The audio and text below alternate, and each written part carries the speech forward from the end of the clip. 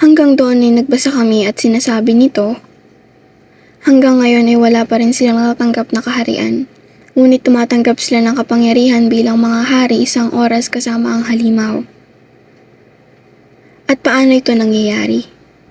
Nagsimula ito noong 2015. Isang oras kasama ang halimaw. Nang dumating si Francis sa United Nations, nagsalita siya sa General Assembly noong 2015. Siya ay tulad ng mabuti. Ano ang kinalaman nito? Ang kawili-wiling bagay na ito ay isang napakahalagang oras sa Orion Clock. Yan ang gamit ng Diyos noon upang ituon ang ating pansin sa mga bagay na ito. At sa katunayan ito ay araw ng Yom Kippur. Nang tumayo ang Papa sa United Nations at hinarap ang mundo mula doon. At kaya ito ang simula. Ngayon alam natin hindi sila lalabas at diretsong sasabihin, ako ang hari ng mundo ngayon. Kaya kailangan mong magbasa sa pagitan ng mga linya at kailangan mong maunawaan ang mga bansa. Hindi ignorante sa simbolismo na nagpapadala sa Papa magsalita sa harap ng United Nations at ibigay ang kanyang agenda. Lubos nilang pinapahalagahan ang kanyang mga encyclical kung saan ibinibigay niya, nagdidikta kung paano dapat ayusin ang mga bagay sa mundo. At kaya ito ay nagsimula ng oras. At sa Orion Clock, kung gaano katagal ang isang oras, eksaktong 7 taon. Kaya 7 taon pagkatapos ng 2015 ay magdadala ito ng kung ano, eksaktong 2022. Anong mangyayari sa 2022? Ito ay noong kasunduan sa pandemya ay binuo noong 2022. Kaya ayun ay formulated lahat kailangan nila. At inilagay ito sa paketing iyon. At pagkatapos ay kung ano ang nangyayari sa linya ng pendulum. Noon pa iyon. Pagkatapos ay pumayag silang isulong ang planong ito. At ginawa nila ang mga susog at sa mga bagay na kailangan, ngunit nagpatuloy sa paghahayag. Kabanata 17 versikulo 13 sinasabi na ang mga ito ay may iisang isip. Ang mga bansa sa mundo ay may iisang isip. At binibigyan nila ang kanilang kapangyarihan at lakas sa halimaw. Kaya binigay nila ito sa halimaw. Hindi sinasabi ng halimaw na Panginoon ko ang aking otoridad. Binibigay nila ang kanilang kapangyarihan sa halimaw. Ganyan talaga nakikita nating nangyayari. Kasama nitong kasunduan sa pandemya at sa 7 taon na lumipas bago. Mayroon silang isang isip na nagtatrabaho kasama ang hayop. At binibigay nila ang kanilang kapangyarihan sa hayop. Sa huli sa kapapahan dahil bagaman ang hayop ay marahil sa teknikal na paraan ng United Nations, ngunit nakikita natin sa mamamagitan ng mga signal na larawan ng mga papa nakatayo doon sa harap ng United Nations na siya talaga ang big man in charge sa likod ng mga eksena. At iyon ay pinatunayan din ng iba, mga makahulang paglalarawan sa Biblia. At ito ay karapat-dapat sa mga tala sa linyang iyon.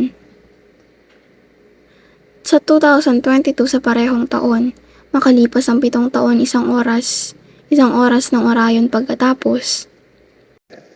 At kapag ang Holy See, ibinigay ang pag-akyat nito sa Climate Convention at ang kasunduan sa Paris, kaya opisyal silang sumali. Ang mga kasunduan sa Paris, ang climate deal na nabuo noong 2015 at gayon din ang buong kombinasyong iyon kung saan nakabantay. At kaya ang ganitong paraan sa mamamagitan ng pagsali sa kasunduang ito, mayroon silang boses na mayroon silang direktiba na impluwensya. At hindi lamang isang tagamasid sa mga bagay na iyon. At iyon ay gumagawa ng isang pagkakaiba Ngayon ay mayroon isang aktwal na sinasabi sa kung paano nangyayari ang mga bagay. Sa artikulo na sinasabi dito, kasama ang parehong mga instrumentong ito, ang extension ng asset sa Climate Convention at sa kasunduan sa Paris, kung saan kalakip ang isang deklarasyon ng Holy See. Ang Holy See ay naghuudyok ng mga pag-ambag at upang bigyan ng moral na suporta nito sa pagsisikap ng lahat ng estado upang makipagtulungan alinsunod sa kanilang karaniwan ngunit magkaiba, mga responsibilidad sa kanilang kakayahan. Ngayon ito ay isang kawili-wiling bagay. Kasi kung titingnan natin kung paano talaga iyon ang ibig sabihin ng mga salitang iyon, mauunawaan natin kung paano ang papel ng Papa dito. Binibigay niya ang moral na suporta na ito. Ngayon may intindihan mo, ang moral na suporta ay parang andyan lang at sumusuporta at humihikayat ang mga pagsisikap ng mga iyon. Sino ang nagtatrabaho doon? O maaari mong maunawaan iyon sa mas literal na kahulugan bilang handog. Isang suporta, isang moral na katangian. Ang Papa ay isang reliyosong otoridad sa mundo at kaya binibigay niya ang kanyang reliyosong suporta at pagkatapos ito ay kawili-wili din kung paano ito nagpapahayag nito sa pagsisikap ng lahat ng estado na makipagtulungan. Kaya sa ibang salita, ang kapapahan ay nagbibigay sa atin ng suporta upang hikayatin ang mga bansa na makipagtulungan sa kasunduang ito. Kasama ang agenda ng klima at hindi ito eksaktong tinutukoy kung paano lilitaw ang moral na suporta. Ano ang mga pamamaraan na gagamitin? Hihikayatin ang mga bansa na makipagtulungan. Kaya't kawili-wili kung paano ito ipapahayag doon. At ito ay nagpapakita na ang Vatican ay mas higit pa. Isang karaniwang tungkulin ngunit ito ay talaga nagbibigay ng otoridad. At ginagamit ang mga impluwensyang iyon at otoridad sa proseso. Habang tinitingnan natin ang papel ng Papa o ang papel ng kapapahan sa mga pangyayaring ito, sa darating na Setyembre, maaaring bumisita si Pope Francis sa Estados Unidos after ng United Nations invitation kaya ulit sa 2024. Inimbitahan ng United Nations si Pope Francis na magsalita sa harap ng United Nations. Muling iniulit ang kanilang kagustuhan at layunin upang ibigay ang kanilang kapangyarihan sa kanya na nagpapakita na sila ay nasa kanyang panig na siya ay pinuno ng mga bansa sa daigdig. Hindi pa siya lubusang nag-commit dito. Ngunit sinasabi niya na maaari niyang tanggapin ang kanilang imbitasyon.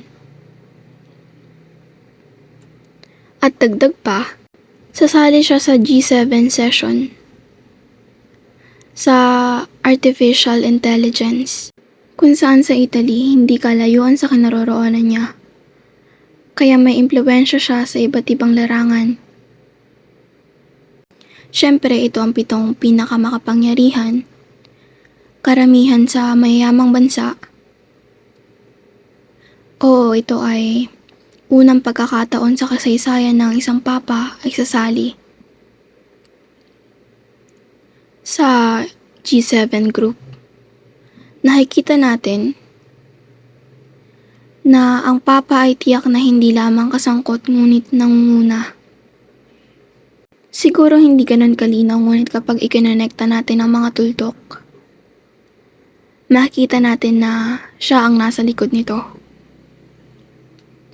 Kaya tinatapos ang talata sa Apocalypse 17. Ang mga bansang ito ay makikipagdigmaan sa lupain. Si Jesus iyon, at dadaigin sila ng lupain. Sapagkat siya ang Panginoon ng mga Panginoon at Hari ng mga hari. Ang mga kasama niya ay tinatawag at pinili at tapat. Kaya pansinin na mayroong kordero na kanilang kinalaban. Pero may mga kasama din siya. Kaya kung kasama nila ang kordero at ang kordero ay nasa digmaan, At pagkatapos ay ang digmaan.